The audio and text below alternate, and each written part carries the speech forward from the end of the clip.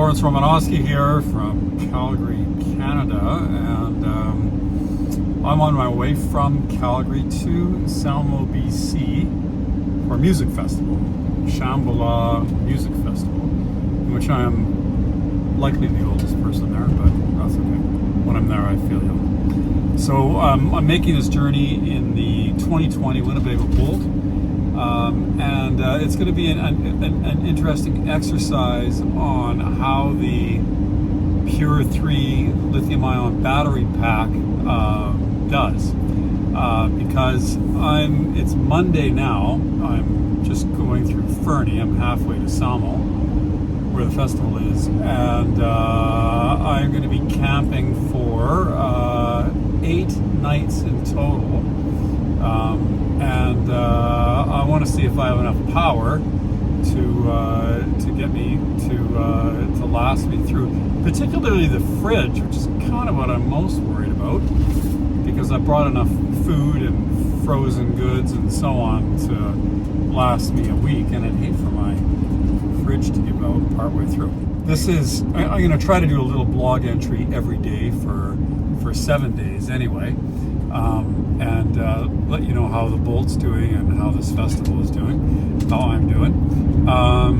Okay, so the battery started off at 0. We left Calgary. Within about 2 hours, it was about 100% charged. And this is kind of what you get when you drive through the mountains in Canada, by the way. Be careful not to hit one of these guys. Don't do anything silly. Goats. Silly goats.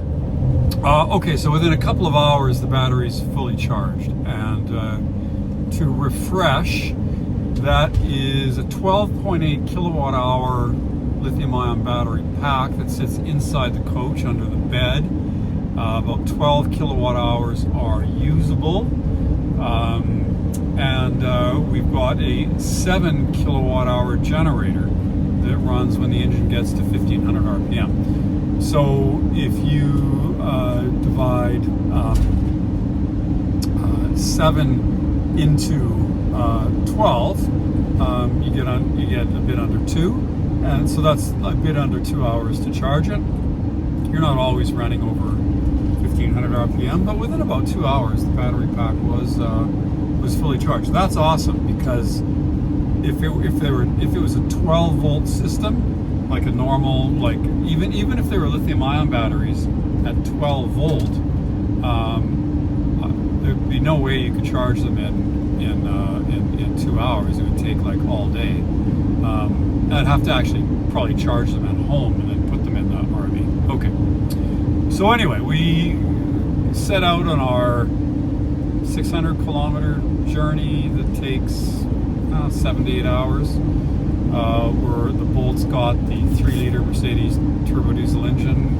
The last time I did this trip, I got 12.5 liters per 100 kilometers, which really surprised me, because it's up over mountains, right? So you should be able to get something under 12 on the flat. And then with remember, it's a 90 or 100 liter fuel tank, you've got easy 700 kilometers of range. So you really don't have to worry about stopping. It's so much better than my old Range Rover pulling a vintage Silver Streak, where not only did you have to stop every 3 hours, but because it was 50 feet long, you really had to plan ahead, and it was always touch and go with you to get in and out of the service stations. But anyway, back to the I won't make these too rambling. Back to the trip to Shambhala. So I've got 8 days, and I've got basically 12 kilowatt hours. So I've got, 1.5 kilowatt hours per day of power to use. Now I know I can't use the AC for very long. I know that the AC will draw about 1.2 kilowatts on its own. So if I run the AC 1 hour a day, I'm using 1.2 kilowatt hours just for the AC, and then I've got all the other things as well, including the inverter and including the fridge and including the all the electronics to run the hot water heater and the and the furnace and all the rest of it. So I'll have a little, what I plan on doing is conserving as much as I can with, like not using the water heater because it's like 35 degrees, and just trying to be mindful of the power consumption. And then if I can save enough, then I can treat myself to a fresh blast of cold air once in a while. But I know that if I keep all the systems active, I lose about maybe 10% per day. Just keeping the fridge going and the furnace going, even though it's warm out, and so on. So I think it's going to be an interesting. I imagine I'll get pretty tight at the end, and I don't want to run the lithium-ion back to zero and let it sit there for half a week. So we'll see how I do. Anyway, this is the first installment. I'm halfway there to Shambhala. It's a real ordeal to get in, so I'll be one of the earliest people there. It can take 7 or 8 hours just to get into the festival. It takes as long to get into the festival as it does like the 3 kilometers or 4 kilometers from the highway to the festival. It takes as long to cover that 4 kilometers and get in as it does to drive 600 kilometers from Calgary to Salmo. You have to be pretty dedicated, but once you get there, it's worth it. Okay, so I'll sign out with that, and we'll see how this Winnebago, I got it stuffed with, groceries, basically off the grid for a week. Oh, lastly, let me mention that last year I came with the Rover and the vintage Silver Streak. I brought my generator, and I managed to use it once to charge the batteries, and then somebody came running over and said, "Oh, you better turn that off. They're confiscating them." There's no generator. I mean, they give them back, but they take them away. There's no generators at this festival, which I didn't know. So I had to shut the generator off, and then that left me with only 2 lead acid, maybe 1.2 kilowatt hours between the 2 lead acid batteries. So definitely not enough for the week. So that's the beauty of this Winnebago Boldt with the big battery pack, is you don't have to bring a generator, and because they're more and more restrictive as to when you can use them, for how long, or if you can use them at all. So then with this vehicle I don't need the generator because I have the battery pack. Okay, well, we'll continue to the next installment. So this is 6 in the morning, and we're queuing up to get into Shambhala. And here is, so there's 1, 2, 3, 4, 5, 6, 7, 8, 9, 10, 11, 12, 13, 14, 15. Oh, there must be 40 lines times 40 cars deep, 40 RVs deep, 1,600 vehicles queuing up. And that's just the start. It's just a Tuesday morning when they let everybody in. So it should be 15,000 people. So we were number 3. Just out of pure luck, because we got here just before they were supposed to let, about an hour before they were supposed to let people in. But they just let us in. So we just went right to the front of the line. So that's pretty cool. And then for cooking, you've got your microwave, and then you've got your induction stovetop. The induction stovetop's amazing. It makes coffee in 2 minutes. So this is quite amazing. This is the induction cooktop, and you need the inverter to run it because it's AC, but let me demonstrate here. Power on, heat, maximum. And we'll see how long it takes to make a cup of coffee. Like, you can already hear it.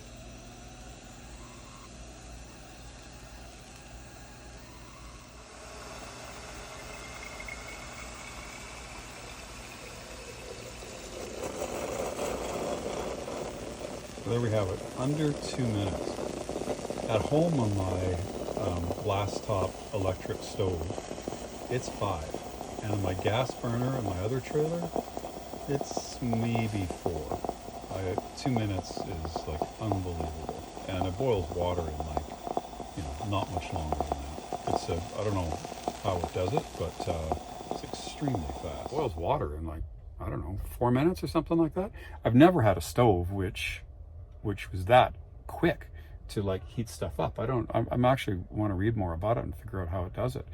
And I use the microwave as well. But this isn't, if you are a gourmet and you want to prepare, big meals, that's a limitation because, you don't have more than one burner. Most people who buy one of these are going to have a barbecue, and then there's a propane fitting out the back. So you're going to be barbecuing outside, and you're really you're really not going to be using that much. For counter space, it's actually not too bad. This table swings in and out, and of course that's the door. There's a big net, which is quite elaborate with different windows that zip up and so on, and you can unzip. It's also magnetized, so you don't have to unzip it every time you want to go in. You just peel it away, and then it automatically shuts. So that's actually really clever, and you've got one in the back as well.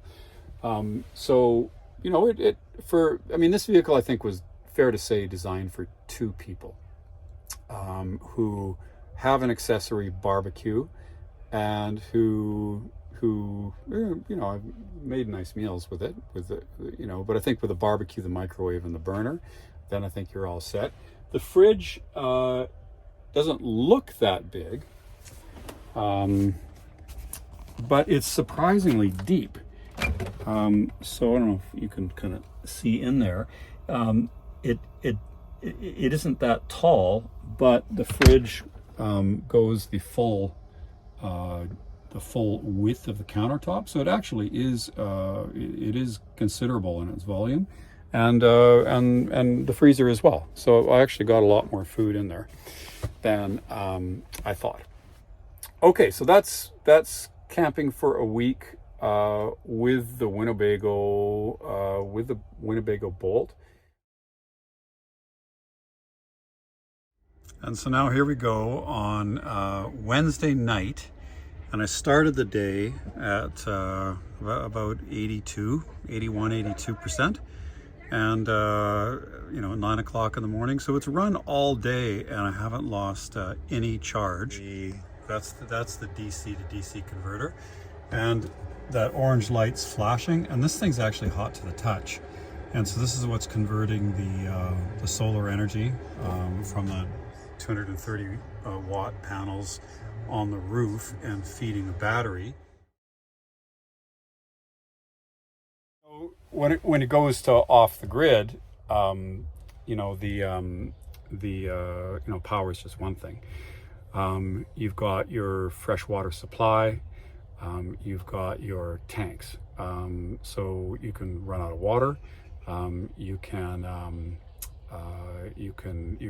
tanks can get filled. Your black water tank can get filled if you use the washroom too much. Your gray water tank if you have a shower, or you use the sink or whatever. So you're really playing with all of your resources to make it through the time. So you need to sort of conserve and ration and do everything that makes sense. So it's interesting that, and then you're asking for the use you have of the RV, what is the bottleneck? Okay, what's going to run out first? Are you going to run out of fresh water? Are you going to fill your tanks up? Are you going to run out of power? Like, what's going to go first? Now, in this case, surprisingly, the first thing to reach its capacity was the gray water tank from the sink. In this Boldt, there are 2 gray water tanks, one for the shower and one for the sink, and then there's a black water tank, obviously for the bathroom. So in this case, making meals for a week and washing dishes and so on, and there's no sink for the bathroom, so that sink has to double as a bathroom sink as well. So doing all of that stuff, that filled up. My shower, I never used it. There's a shower on the back, and it's like 35 degrees out here. So, and there's a river. So, I just swam in the river, and then I used the hose attachment that you open up the back door and you pull the hose out, and I just use that to rinse off or clean my feet or whatever, because it's pretty dusty. Okay, so my gray water tank for the bathroom was like empty.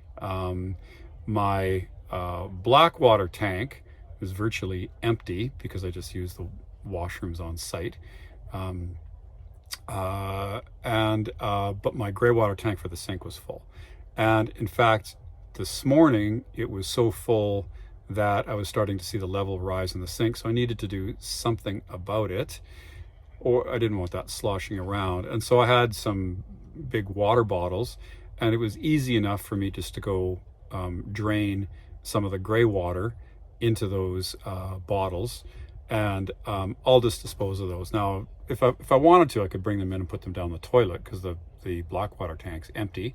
But I'll just use the facilities here and just dump it out. Okay, so that was an easy enough fix. I know my fresh water is pretty low. I've taken additional water, so I'm not worried about it. But the next thing to go would be my freshwater supply, and last is power. Okay, so if you wanted to extend your stay further than a week, all that's possible too.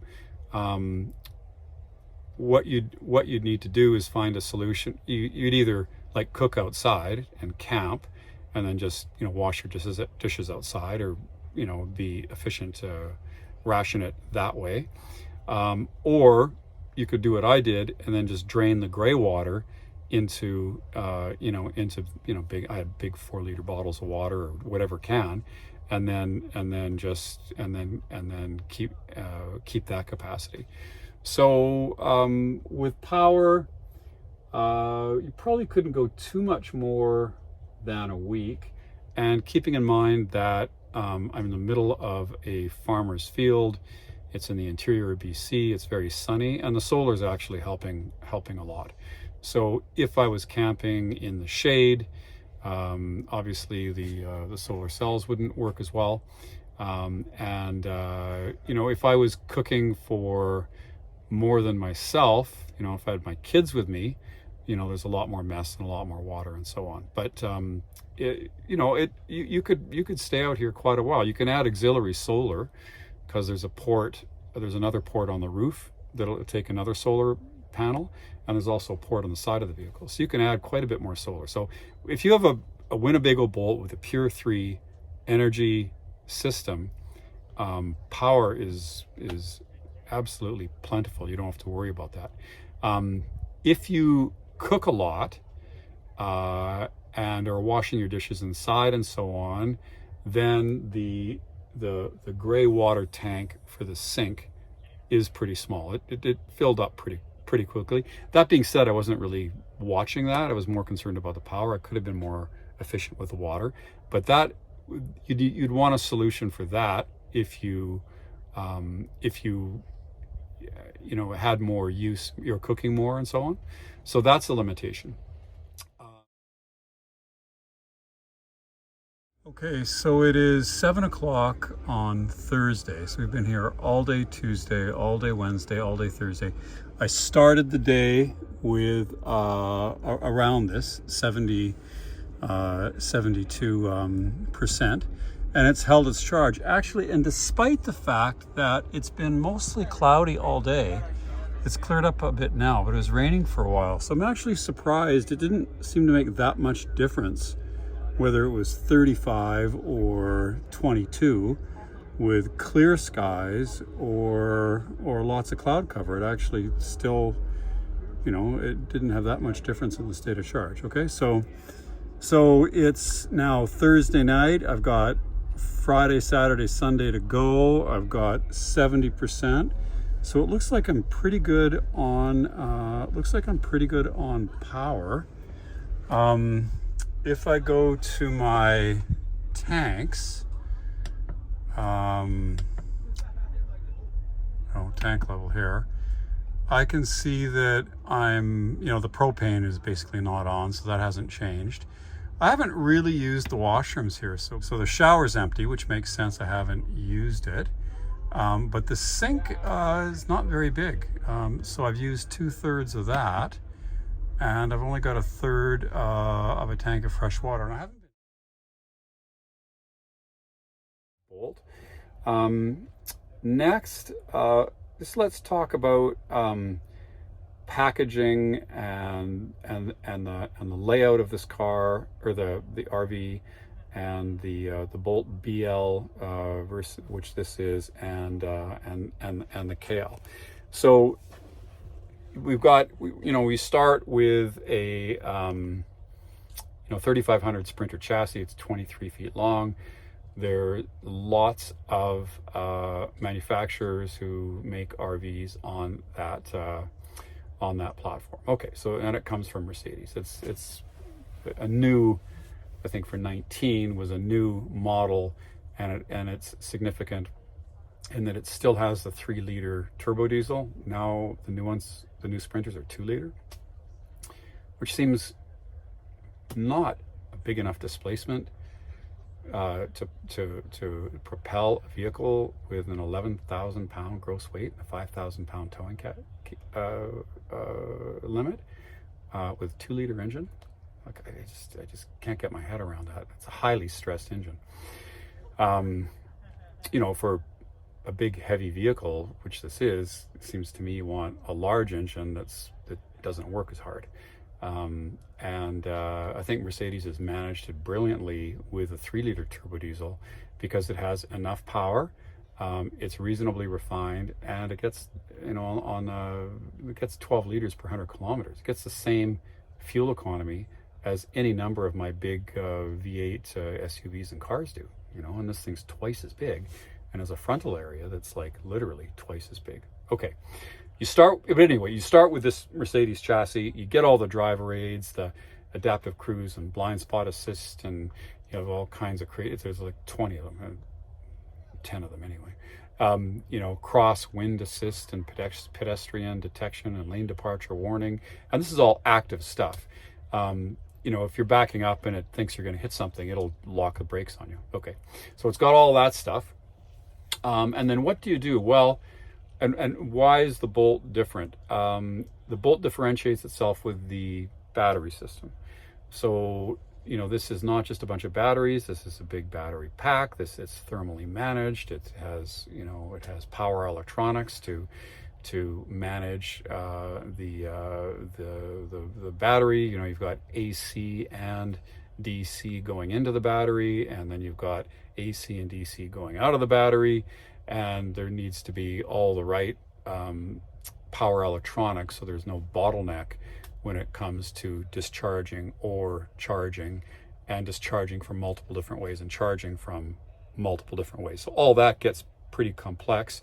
Critically, it needs to be thermally managed, and so you can't really thermally manage, or very well, a big battery pack if it's like hanging below the chassis. I mean, anything's possible, but and it's not like the vehicle was designed around the battery pack. This is a Sprinter chassis. They just get the chassis, and they have to work with what's already there.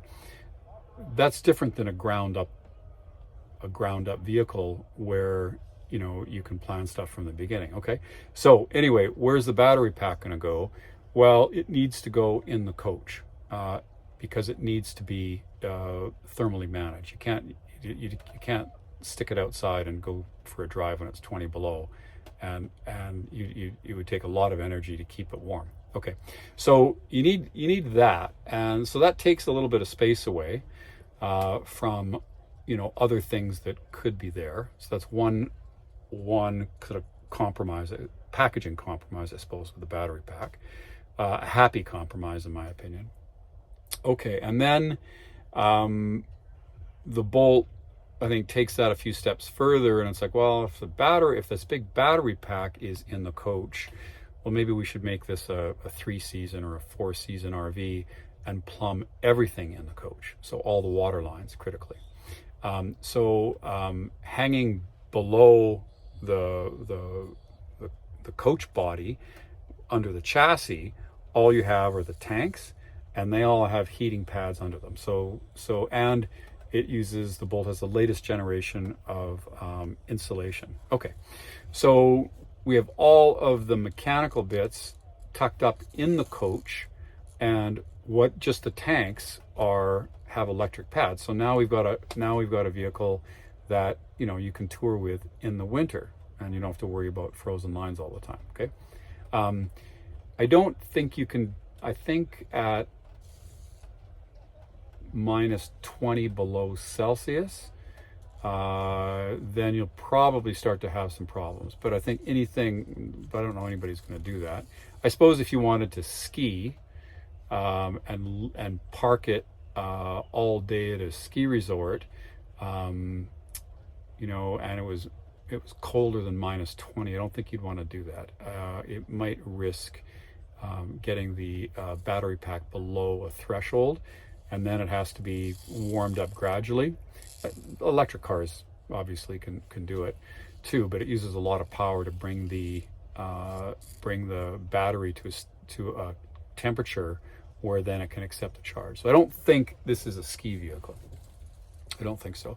But for anything, moderately cold, it's fine. And so that differentiates the Boldt there. Okay. So then when I look at all the different Class Bs, it seems to me, you can kind of categorize them a little bit. There's the four-wheel drive adventure Class B motorhome, like the Winnebago Revel, and the Airstream has I think it's an Interstate X, I think. Okay, so then they're increased ride height. They have kind of more aggressive tires. They have four-wheel drive. They do not have this kind of battery system because what they do in the rear is you have a platform that goes up and down on electric rails. And so the idea is you lift the bed up to the roof, and then you store all your mountain bike and gear and backpacks and stuff like that under the bed. And then when you want to, in the daytime, you then remove, when you get to your destination, you remove all that stuff and then lower the bed. But those, I think, so that's one. And they're meant for, an adventure couple, or, you and your guy friends to go biking. You toss all your dirty mountain bikes in the back, and you sleep just kind of on this platform. I wouldn't call it a bedroom. It's just a sleeping platform, and that's cool for what it is. And those are very popular. You see a lot of those around, and I think the assembly line, Winnebago was making 19 of those for every one Boldt or Era. That was and I think it's a new kind of concept, so it's really quite popular. Rich young people who want to go mountain biking. I didn't know there were so many, but there are. Okay, and then there are Class Bs that are more, I would say, road oriented, and instead of that big bed in the back, what you've got is seating. So maybe seating for 5 people, all with belts, and then with the higher end ones, a press of a button, and all of those seats fold flat, and now you have a bed. But it's a bed with all the contours of a seat. So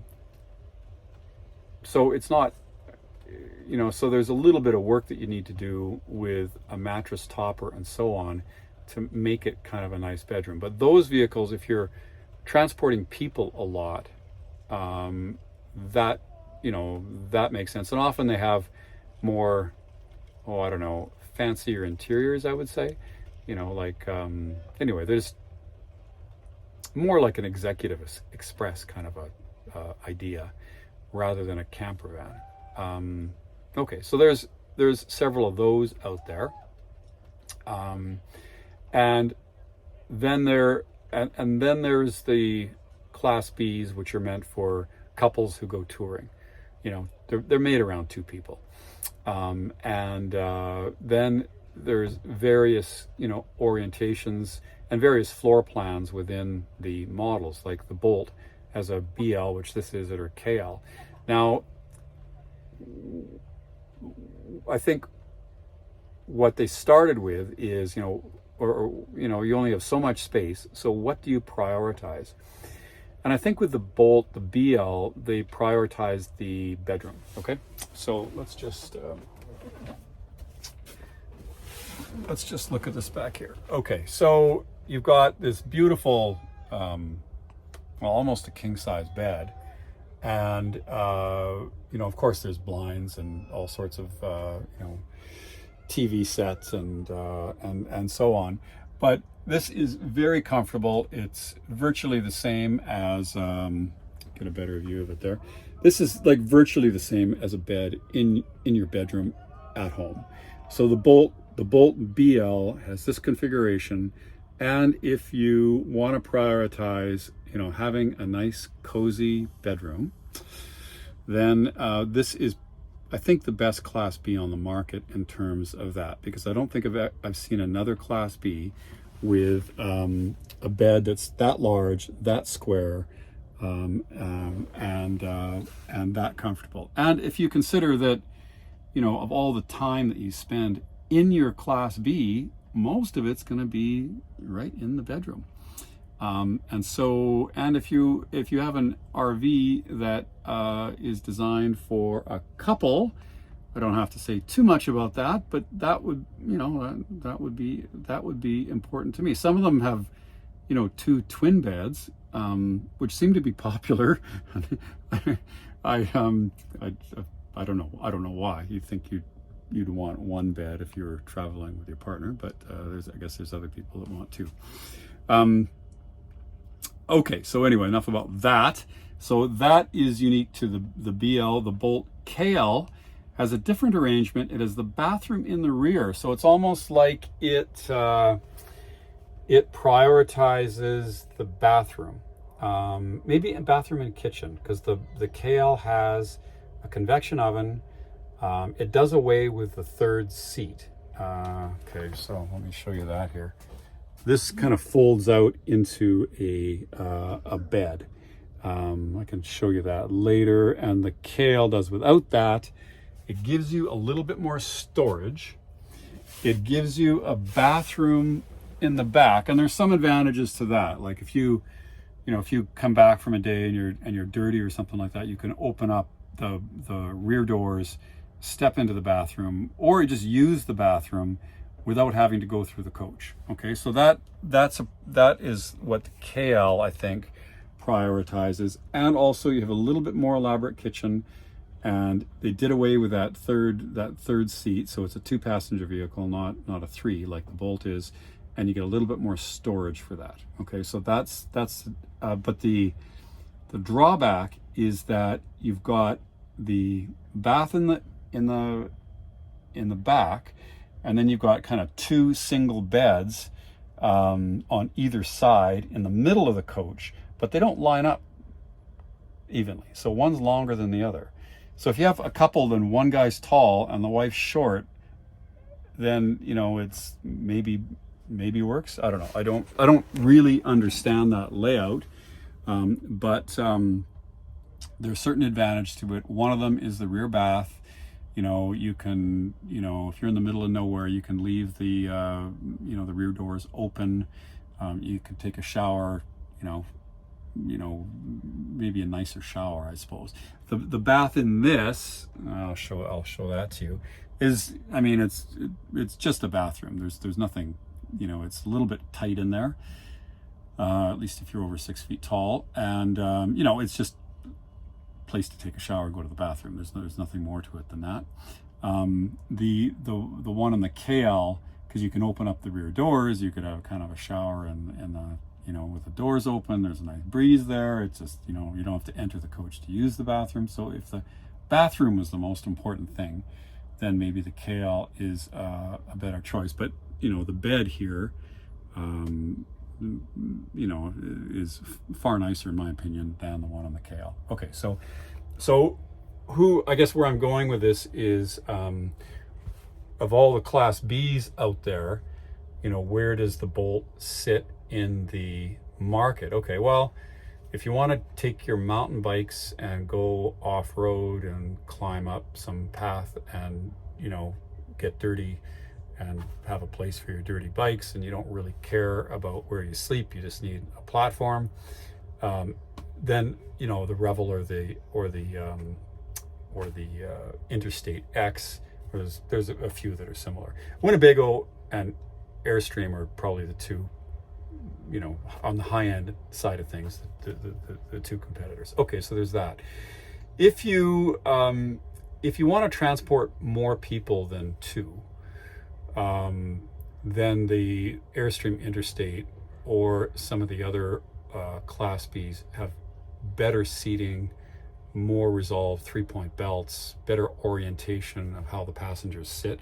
The Bolt, you can, you know, they've got 3 seat belts in the front and 3 in the front. It's technically a 6-seater, but you've only got lap belts and they face each other. So, you know, if I was going to be in a collision and I had people in the back and it was a frontal collision, I'd prefer they're in a 3-point belt in one of these, you know, basically a proper automotive seat, which you can get in some of the other Class Bs. Okay, so if transporting more than 2 people on a regular basis was something you needed, then I think there's other better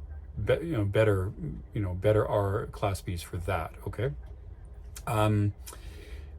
if you are a couple, and you know, I've occasionally take a couple of people, maybe you meet them in the campground or whatever, and you go into town together or whatever, then a Bolt's fine. So in that whole genre, that I would say the 2-place Class B, meant for touring, for 2. Okay, I would say the Bolt is probably the best one. Okay, now there's Winnebago's lots of other RVs as well, so the Bolt couples that. So really nice amenities, really nicely finished, really nice bedroom, with the ability to go off the grid for, as I've just demonstrated, a week. And that is only the Bolt will do that, to my knowledge anyway. It's the only one that has that energy system that will do that for a week. I think the Pure 3 is in one of the other Winnebagos as well. But for a couple who is touring, and you don't want to have to worry about a generator, you can just drive anywhere you want, park wherever it is, whatever campsite, whatever it is, and have a nice, comfortable Class B with a nice bedroom, decent bath, decent kitchen, whatever. I think the Bolt is the best. And then the KL or the BL, if you prioritize the bedroom, well, definitely the Bolt. If you prioritize the bathroom and the kitchen, then probably the KL. So where does that leave this Bolt? Well, it's for a couple who's doing touring, who likes the idea that they can go to a campsite that doesn't allow generators, or pick a spot, doesn't have to be plugged in, and they don't have to worry about conserving power, and they've got ample power. They don't need a generator, don't need to plug in, don't need a service site.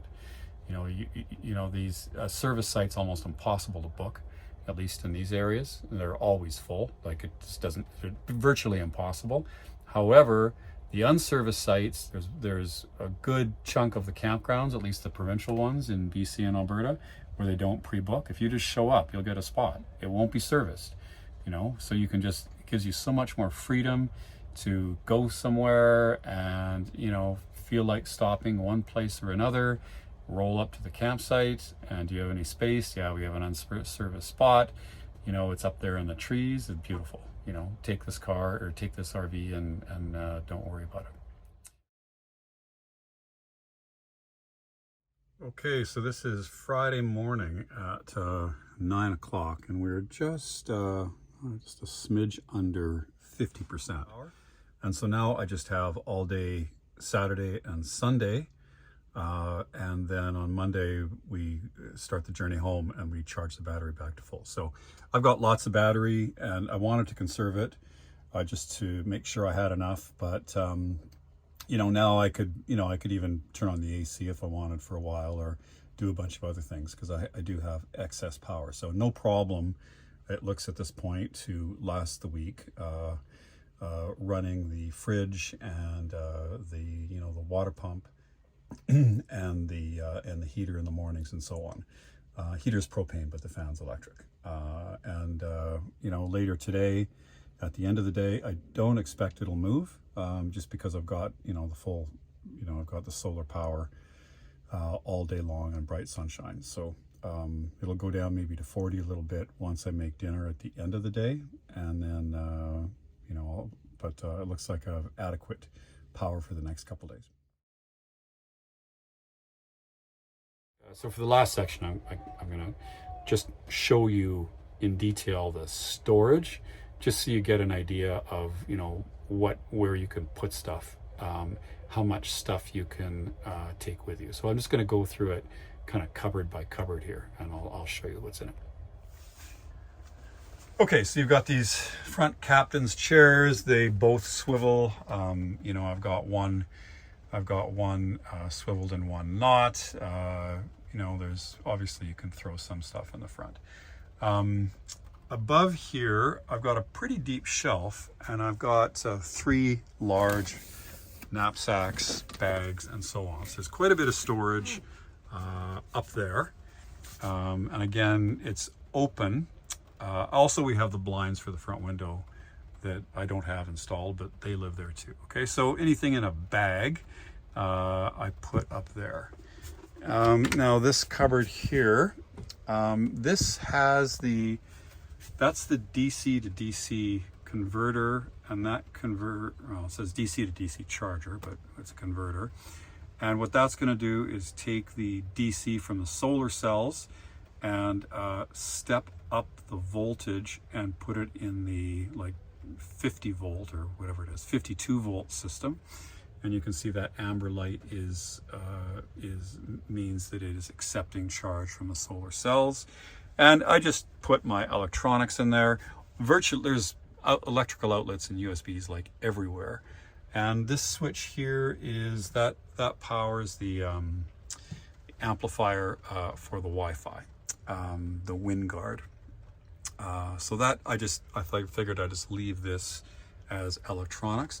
When it's really sunny, this generates a fair amount of heat, and so I leave that open just so it doesn't cool. Anyway, I got my laptop and everything's charging in there. Here is this bed, and if I remove this, there's a little panel behind here, and I put my cleaning supplies and paper towels and, you know, garbage bags. There's a shower curtain in there. It's actually quite deep. I don't know if you can see it, but there's actually space on the sides too. So I use that for, you know, obviously stuff I don't have to access that often.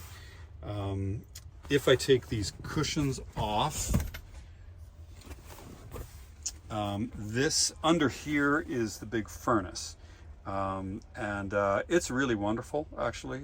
It's I guess a Truma, and it's very quiet. I'm astonished, because the one in my other trailers just makes a heck of a racket, and it's very intrusive with it cutting in and cutting out. And this will unfold, and it makes a little day bed that kind of spans the width of the coach. Not that useful for a grown man, but you know, if you've got a dog or you have children, a child, then that makes a day bed there. Okay, well, we've got elaborate insulated windows with screens and so forth. That I think it's pretty self-explanatory with that. Then we get to this kitchen island, and so we have this induction cooktop. The inverter has to be on, obviously, because this is AC powered. So the inverter has to be on for that. The inverter also, well, it inverts DC from the battery to AC, And so you know, you need the inverter on to power all this stuff because it's AC. And also, I do have a battery tender for the chassis battery, which runs underneath the driver's mat there, and I keep the chassis battery charged because every time you open and close the doors, like this big door, you'll use some of that battery. So, you know, basically every day this week I've had the inverter on for a couple of hours, and it's charged all the electronics and charged the battery in the chassis. You don't want to keep the inverter on unnecessarily because it draws power. Okay.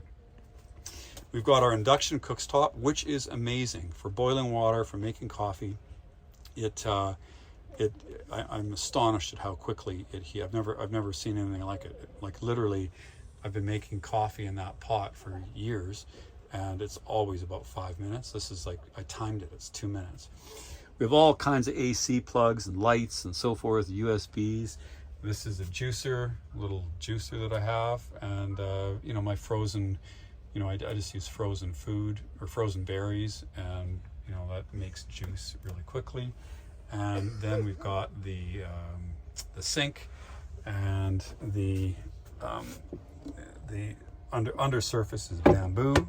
You can use it as a cutting board, but you'd mark it up, so I use an accessory cutting board for that. And then you've got, you know, you can swing this in place, and you know, all in all, it's a decent amount of counter space. Underneath here, well, pull this open, I've got cutlery there.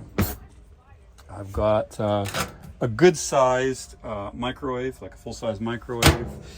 I've got just a few pots and pans, cutting board, and then down here I've just got some, you know, matches and various supplies. Okay. This drawer isn't very deep, but I have knives and can openers and light sticks, etc., that go there.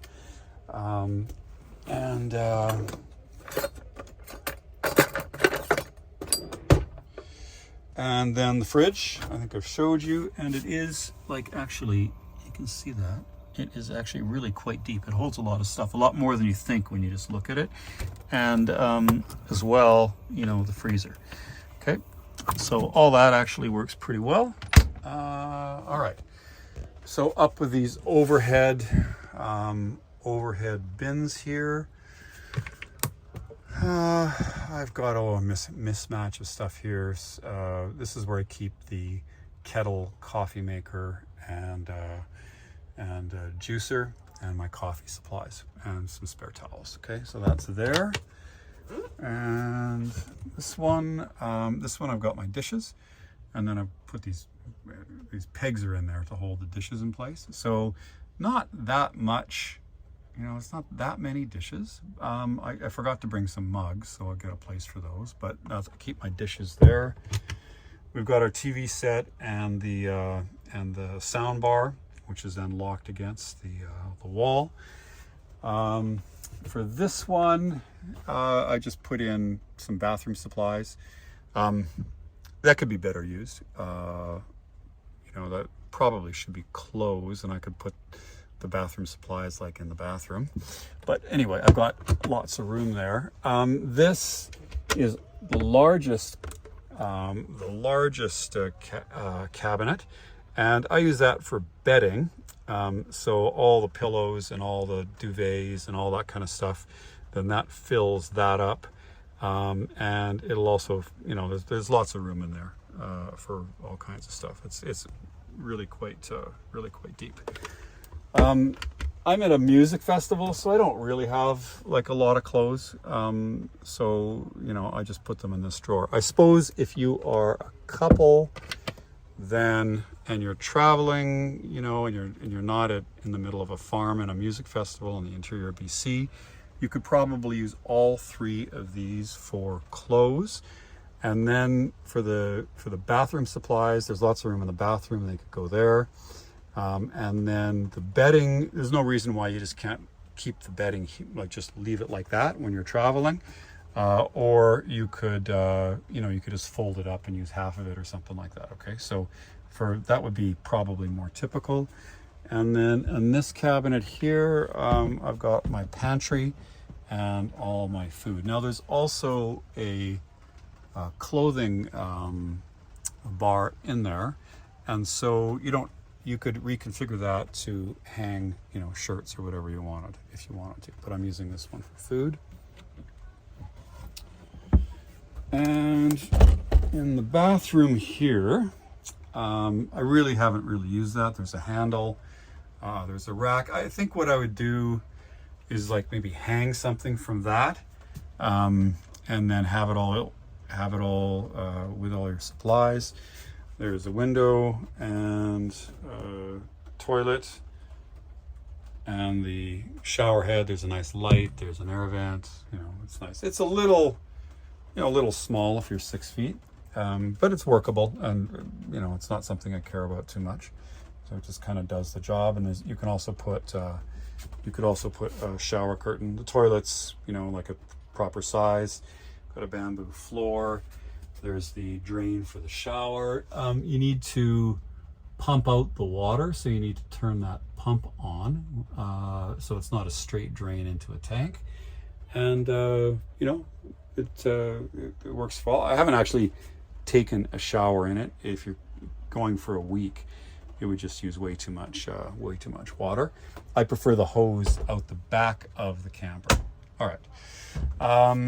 Now you've got one of those really complicated magnetic and zippered shades that drops down over the rear windows, and then you can unzip parts of that in various ways and configure it in various ways depending if you want it open or just the bug screen or whatever. Okay, and then all of the you can see the shades, they rise from the bottom, and then again there's various ways to configure that.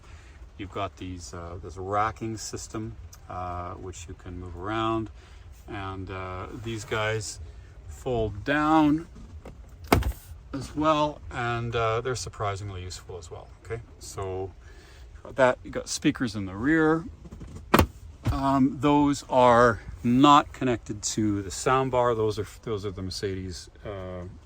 Mercedes Sprinter speakers.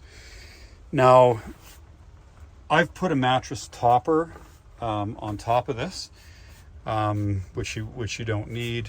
You can see that there's that sliding support for the middle two. Like this is what you get without the mattress topper. But I like to add that additional padding, and it also protects the original cloth, and then that slides out to support these two pieces, which would normally live on the sides of the coach.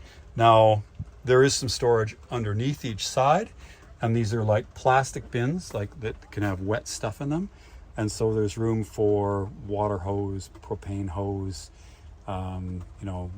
gloves for dumping, and so on, whatever. So there's I think 4 different plastic bins. They're not super accessible, but they're good for those things you need to pull out once. Again, I use them for the cord to power the vehicle, the water hose to fill it, and the propane hose. Those are natural for that. And that is how I've configured this Boldt BL, and it's fine. I mean, it's enough storage. There isn't a lot of space for an elaborate, kitchen with a lot of pots and pans and multiple burners. So, that's one area which is limiting. So I think the workaround for that is, portable barbecue, which makes sense and would fit nicely in that area. And then also you have to watch the gray water, as I've said, but there's workarounds for those. So the main thing, for me, I guess I'm repeating myself and I'll stop soon. But for me, to come back to your RV, you're going to go to bed, and to come back to a nice full size, beautiful bedroom, it makes a big difference. I think, and I think it suits what I want out of a Class B more than the other choices. Okay, so it is the Shambhala's over. It's Monday at around 4 o'clock. I rolled in a week ago Monday at midnight, and so in 8 hours or so it'll be one full week. I've paid special attention to sort of living with the Boldt off the grid, because there's no choice here. We're in the middle of basically a farm in Caslow, BC. And so I haven't had any, no service of any kind at all for this trip. And I wanted to pay particular attention to the electrical system, the Volta Pure 3 energy system, and how much power I was using, how long I could stay off the grid and still maintain battery power, which of course you need for everything. You need it for your fridge, keep your food cold and frozen, and you also need it for your heat and hot water heater and everything else. Okay, so without power, you basically have just a tent. With my Silver Streak travel trailer, I get about 2 to 3 days. 3 days if I really conserve. Okay, so this is and last year I took it here and I took a generator, and I started the generator up. Thankfully got to charge the batteries fully. It had traditional like 80 amp hour or 100 amp hour lead acid RV batteries, and then some guy came running over to me and told me to turn the generator off because they're going to confiscate it because you're not allowed generators. Okay, I actually didn't know that. So then I was planning on this year what I was going to do, and I was going to try to get a bunch of solar, but even that wouldn't have worked. So there's no great way, unless you have a huge, battery array, to last in an RV, for a traditional RV without a generator off the grid for more than 3 days. Okay, so that's why this is a game changer, because I can because with this 12.8 kilowatt hour battery pack and all the other high voltage power electronics that allow rapid charging and so forth, it's easy and convenient, and I can just get in the car and drive, park it somewhere for a week. So that's we're looking at the Volta power meter in the background. At less than 20 it turns amber. Normally it's green, and so it's not going to change too much before midnight, because I've got the twin 115 watt solar panels on the roof, and they are more or less taking care of keeping the fridge cold. If I went in and started cooking, or ran the AC, or was whatever, taking a shower, whatever I was doing, then it might drop to, under 10 probably by tomorrow at this time. Okay, so the power usage on this vehicle is when I come to the RV for dinner, 5-6 o'clock. I turn everything on. I turn the stove on. I'm opening and closing the fridge. I'm using the water pump and so on. And then the voltage, you can see the percentage state of charge drop. If I just let it park during the day in the sun, it really doesn't move too much. Okay, so for the 12.8 kilowatt hour lithium ion battery pack, 12 kilowatt hours usable, I might at the conclusion of the full 1 week stay, let's call it 10 to 15% state of charge. Okay, so that proved the theory that I had, that it would make it a week. I even had, when I got more confident that it would, I even had a little, the odd blast of cold air from the air conditioner, although I didn't keep it on very long. That really does use a lot of power. It would, if I did it when I was cooking, And with the stove open and closing and the water pump going on and off and the induction burner going and the AC on, it was using about 2 kilowatts.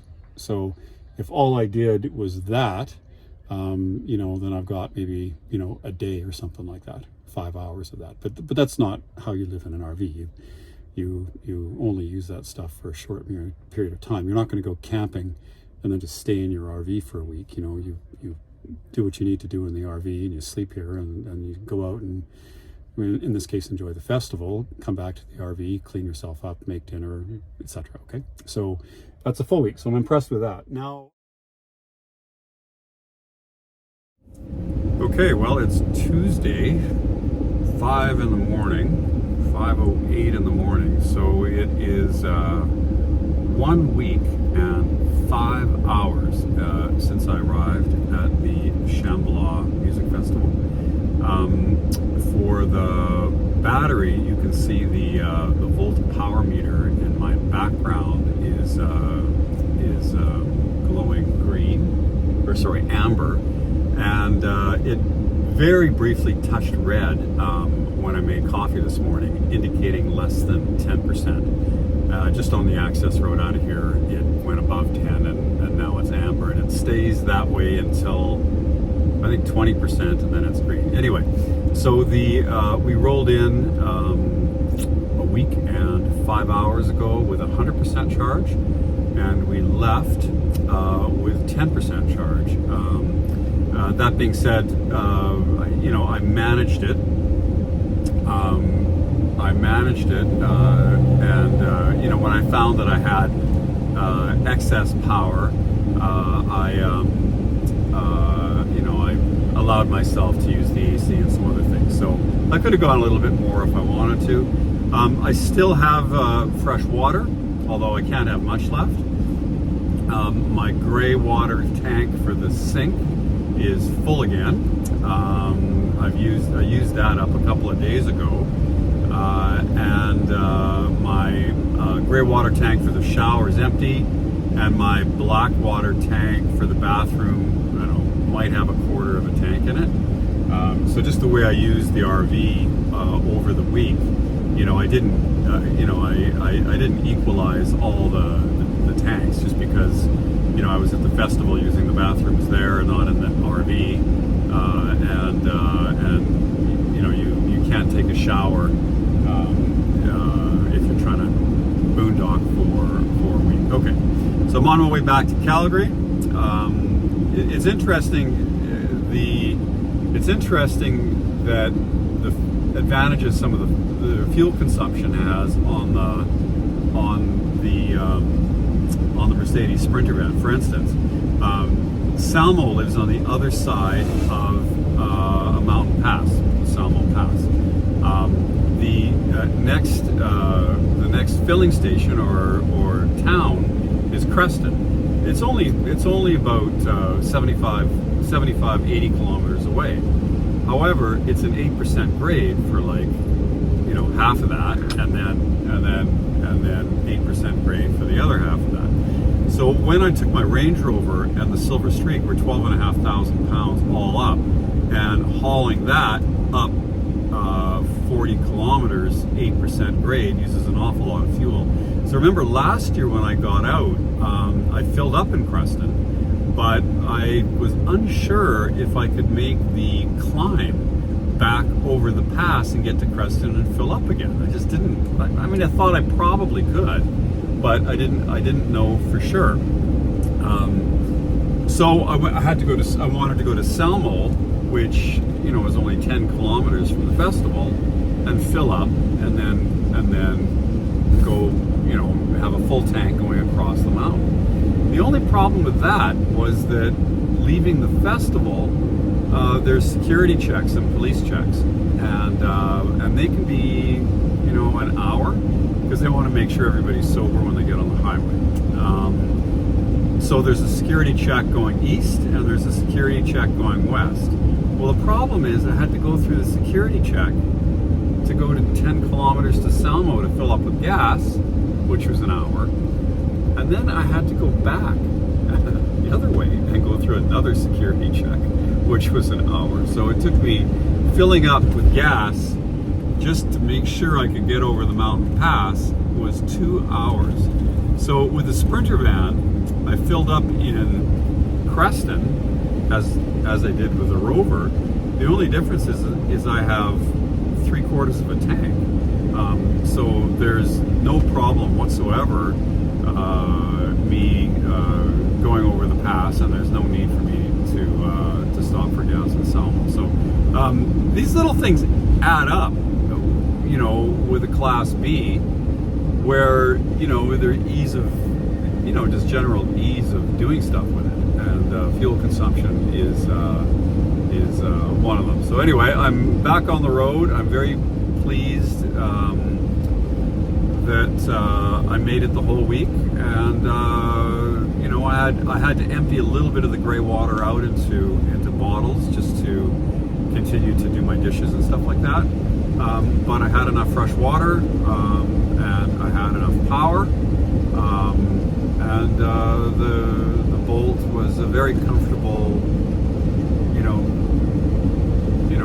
very comfortable accommodations for boondocking. You know, I didn't, and again, they don't allow generators there. You know, to put it in perspective, the guy next to me in a truck and trailer, well, he had to start his diesel truck every day to charge his batteries. So he's running his, he's having to like idle his truck for a couple hours every day just to keep his RV alive, right? So, you know, that's not ideal. And so, you know, with the Bolt, you just don't have to do that. So that I was very, very pleased with all of that. The solar cells help quite a bit. I mean, you can always use more power. You know, if I had more power, I could have, used the AC more or whatever. So there's an additional port on the roof for another solar panel, and there's a port on the side of the vehicle for more solar. So I could have set up some portable solar, and had a little bit more power. But I didn't really need it, and it's debatable whether it's worth carrying all that stuff around. So I think I'll end this vlog about taking the Bolt to a week-long music festival in Salmo, BC. I'll play a little bit of the festival for you, just so you can see what all the fuss is about.